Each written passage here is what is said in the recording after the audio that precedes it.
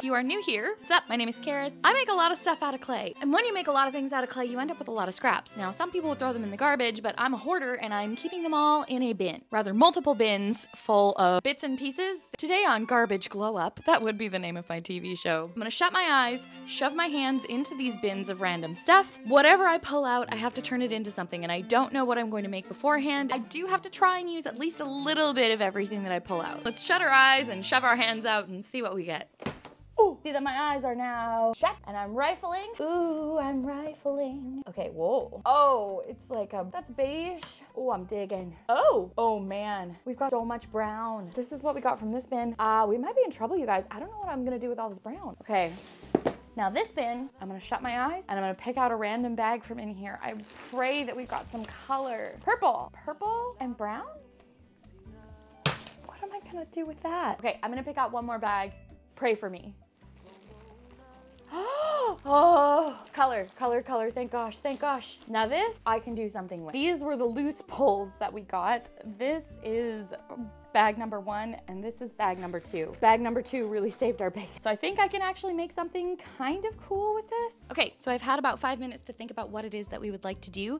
Instagram has been showing me some of these like tea light covers recently, and we're kind of coming to the end of the summer month. I do get really excited for spooky season, but I'm also a gardener, so I get really bad gardener's grief. I think kind of the theme that I would like to go for is I want to do something kind of spooky, but that involves flowers. We're in this sort of like seasonal liminal space. What do we call this in-between space? Well, let's celebrate the in-between space today. So what I'm going to do is I'm going to separate these out based on the colors. Oh no, what a mess. And then I'm going to run them through the pasta maker so that they become one uniform color and so they're usable in our piece. Oh my God, I've had so much caffeine today. Why am I having more? Because it's good. Okay, let's get to work. The first task that we find ourselves going through is sorting these out and trying to get all of the little pieces that are similar colors together. There's no way that I can separate this out, so I'm just gonna have to blend it all together and hope for the best. Why don't you guys guess in the comments which color this is gonna end up being, because I cannot tell you. I've separated everything out and now it's just time for us to blend them together and see what colors we get. Now to get all of the bits out, we are going to be using my pasta maker. I'm speed running things here and you might see me smiling and singing Peach PRC. You guys get to see this process in the blink of an eye, but it took me about 30 to 40 minutes to get everything fully blended out so that it was one uniform and solid color, and then we were able to use it. I saved our mystery color for last and it turned out not what I expected. I expected it to be kind of purple. It's sort of more of like a reddy black. I'm sure the other camera will pick it up better. I have blended everything out. These are all of the final colors that I've got. If you were wondering why I didn't blend out the purple, it's already a great shade, so I don't want to mess with it. Everything else has had all of the color bits removed, and this is what we're left with. It's a pretty decent palette for what I'd like to do. I do think that I would like to make 2. I want to make one with the purple clay, and I'm thinking that I'm going to do a ghostly shape that's kind of like a little bit of a flowery bat. And then I also would like to do like a more neutral one. So one that's brown, and I think I might make a moth. I'm gonna start off by building bases for each of these with aluminum foil because there's no way that the polymer clay will be able to support itself when it's in the oven. I really like this blend because it's got sort of an amethyst vibe to it. So I'll be interested to see how that looks once we're all done. So to build the foundation for our creatures, I rolled all of our colors out and then started layering them kind of mummification style. I was building up and filling patches and cracks along the way to make sure that they were thick enough so that when I removed the aluminum foil, it would stay stable. As I'm looking at this color, I'm kind of getting inspired. It's similar color to burlap. So I think I might turn this into like a burlap sack with holes in it, like a burlap moth. I had an idea going into this. Funny how as I'm sculpting these things, instead of me telling them who they are, they're kind of telling me who they want to be. To get the appropriate texture for our burlap moth, I'm going to be taking some cheesecloth out and pressing it into the clay so that it looks like it's made out of fabric. If I'm being honest, the cheesecloth did nothing, so I had to go in and make this sort of pattern by hand. So I'm going to use these mosaic stones as eyes in these because what I want is when the candle is underneath, I would like for it to shine through the glass a little bit. The only issues with these mosaic pieces are you have to dump all of them out so that you can find 2 that are relatively the same size. Otherwise, you'll end up with a critter that looks a little bit wonky. Oh my goodness. I can already tell this is gonna be fun and cute. Now the way that the light is gonna shine through at the back, I might have to clean up eventually, like after this is baked, but hopefully it works out okay. Because I know how this video ends, I actually have the privilege of being able to tell you guys that it doesn't really matter if there's a couple pieces of clay behind the mosaic tile. The light still comes through pretty effectively, and it's not too tricky to clean up if something's where it's not supposed to be.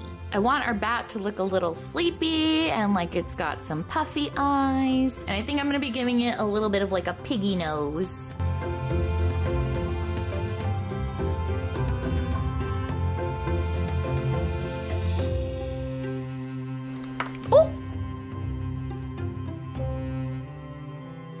I'm looking up moth reference photos and it's everything I hoped it would be. Look how cute that is. I know it looks a little bit like a bird right now. Just bear with me. So I didn't realize this until after the fact. The irony is not lost on me that we are going to be making a light cover that is a moth. You know, because moths are drawn to the light. Yes. So I've taken a break for dinner and I've come back and I'm looking at these. The bat from the side. It looks like 4 kids stacked on top of each other trying to sneak into an R-rated movie. I'm gonna make the wings now and bake them so that we can stick them in there and they won't fall over when we bake all of this. So I think the game plan is that I'm going to make 2 different colors of wing. I'm gonna make some out of this darker clay, and then I'm gonna use this sort of smoky, what I'm thinking is glow in the dark. I think it's glow in the dark. So I'm gonna use both of these, and then hopefully I will be able to paint them, and they will match up with the rest of the moth. So for our wings, I kind of ended up winging it. Basically, I just cut one side out and then traced it with my knife. I definitely had some help with the shape from the reference photos, but it was fun to freehand these. I'm gonna make these wings a little bit 3-dimensional and just add sort of like a cute little ridge, I think. My favorite thing about moths is that they look like they're from that song. You know, everyone was looking at her because she had the boots with the fur, except she's got the wings with the fur or the fringe. It looks really cute either way.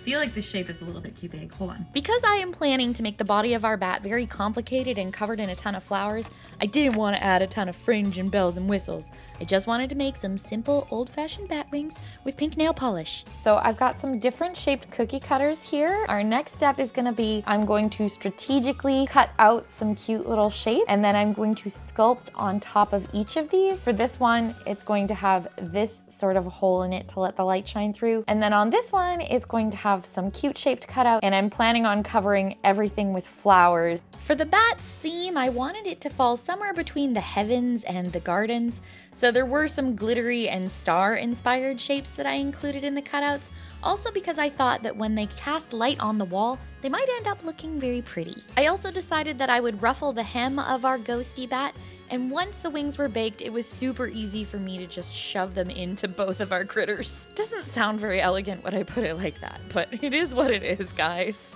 Now that I have the wings in place and I know just how much space we're going to have, I went through the process of finishing up our holes and adding a lot more raggedy details before getting to work on the antennas. Here's a fun fact about moth antenna that I didn't know until today. Did you know that you can tell the gender of a moth from its antenna?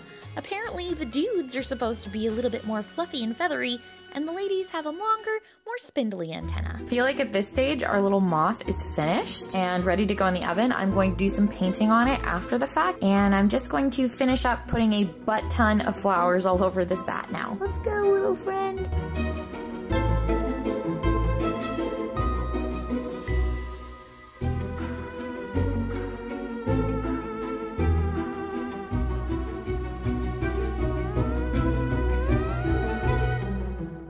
We only have this much of this color, so I'm going to use it very sparingly, and I'm going to make some forget-me-nots. It's like the smallest amount ever. I've decided that I really like this little section here. It's very cute, and the fox loves are a signature of my art. I think I'm actually going to attempt to put a pile of the fox loves up here on top of the head. Fingers crossed that it works and that it will still fit into my oven. I'm gonna try not to make it too big. For the foxglove headpiece, I tried a technique that I actually haven't before. I started stacking all of these little beans I was making around a wired structure so that they had the support so that they wouldn't tip over. This technique worked really well, especially for a first attempt, and I would definitely use it again when I'm building structure. Even though stabbing is not the most pleasant way to do it, I went around our bat to make sure that there were enough holes that we would have some pretty lights coming through everywhere. Okay, it's time to pop this in the oven. Hello, it's the next day. I just pulled our friends out of the oven. They're looking really cool. We're going to get to painting them in a minute. I just wanted to share a spot of really good news with you guys. Some of you might have heard me previously commenting about the fact that I have issues with my wrists. Turns out that I have something that's completely treatable. It's a pretty simple procedure and I will be able to have full range of motion in my wrist again. Hey guys, it's me, Flumpy. Okay, that's not the greatest. I found out today that it's the size of a marble. Like, it's this big and it's just in there. So of course that would hurt. I'm not going to go into the gross details, but they're going to be able to get rid of it. It's a very simple procedure. It is really, really good news, and I just wanted to share it with everyone, anyone who would listen. Since at this point it had been a full day since I had popped these into the oven and they had fully cooled, it was time for me to remove the aluminum foil and clean everything up. These holes are so easy to clean up. I'm just going in with a pair of tweezers and kind of kicking out the extras. The reason I let them cool fully is because I have tried this technique before and it didn't go so well. I ended up cracking my piece, so make sure yours is nice and cool. Instead of using candles, because that would be really hot, if you're doing this at home, do not put flames inside of polymer clay. I have got these fun little LED twist lights. You turn them on, and they also come with a remote control, so if I want to change the color to look like a regular candle, I can. To finish off our new friends, they needed a flashy paint job, so I added a couple of flowers to the wings, as well as stems to every single one of the flowers that I possibly could. To make our moth seem particularly grungy, I gave it an overwash of brown with some water and dabbed the excess up with a cloth.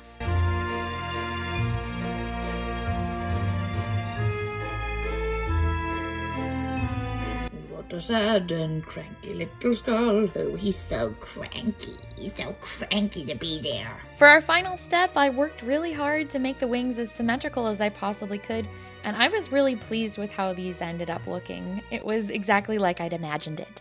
I just wanted to show you before we move on to the Moody Glamour shot, all of the clay that we have left. I'm going to very quickly ball all of these up and they are going to come back from whence they came. Now for our final shots today, we're going to be doing something a little bit different. I'm going to show you what they look like with the lights on, and then we're going to do a special reveal where I see them with the lights off for the first time. So make sure you stick around for that because you don't want to miss it.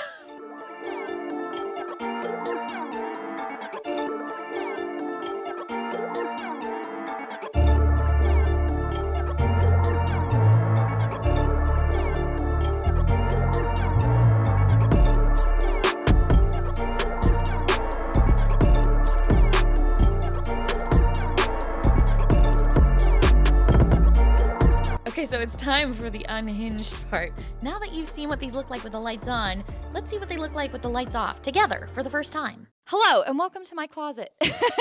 We're gonna be filming in here for the light reveal, because as you can see, it's the middle of the day. This is the only room in my house that doesn't have windows but my pantry. My husband is currently making me curry pasta. I bet it's gonna taste good, because my husband is very good at cooking, and I love him, and it's made with love. But there was something really cool I wanted to show y'all. I was bringing this guy into the closet. I forgot, can you see? It glows in the dark. I hope you enjoyed this behind the scenes segment. I also set up this camera so that you guys can see my reaction for the first time when I see how these light up. Just gonna clip you onto my bosom buddy. Giving me Are You Afraid of the Dark vibes. Hello? Childhood fear unlocked. I'm so scared in the closet. Is there monsters in here? Ah! The Blair Witch Project. Enough goofing around. Well, that's horrible. Hello? I'm gonna do this guy first, okay?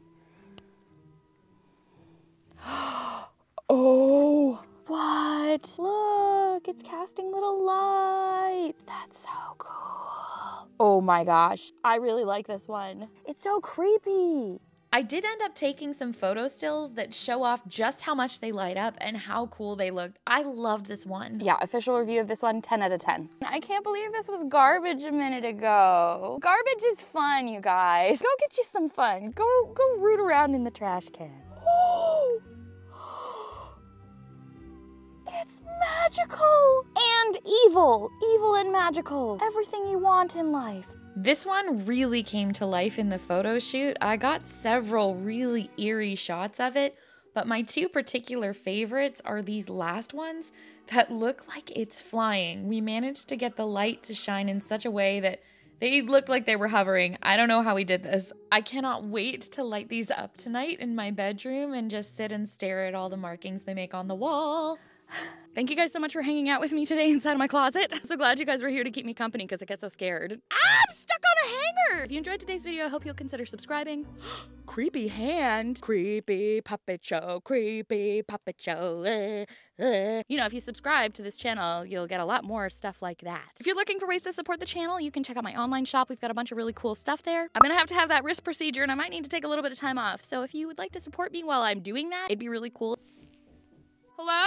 Oh my god, honey, I'm in the closet and I'm scared. Huh? He looks so scary. Oh my god, that's horrible.